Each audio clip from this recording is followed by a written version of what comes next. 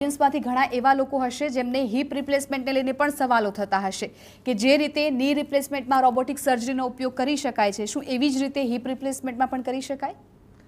ચોક્કસપણે હિપ રિપ્લેસમેન્ટમાં robotic surgery એ much better as a patient તરીકે એને ખૂબ સારા ફાયદા, ઘણા બધા ફાયદા થઈ શકતા હોય છે.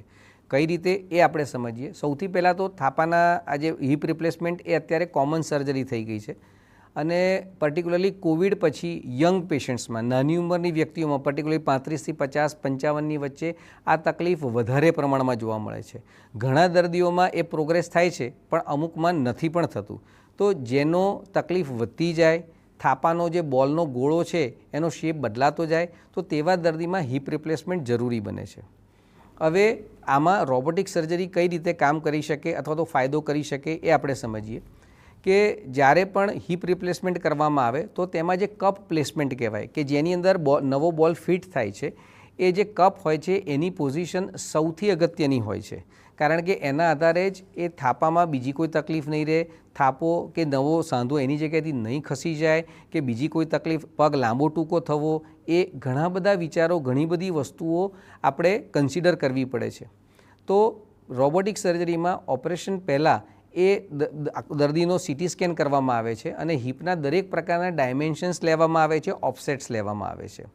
So how it is important કે આ જે બધું જ ડિટેલ સ્ટડી કરવામાં આવે છે તો એને always compare to other side, કે જે નોર્મલ સાઇડ આપણે માનીએ છીએ એની કમ્પેરિઝનમાં આપણે બીજા થાપાને કે જે તકલીફવાળો છે તેને લાવવાનો હોય છે.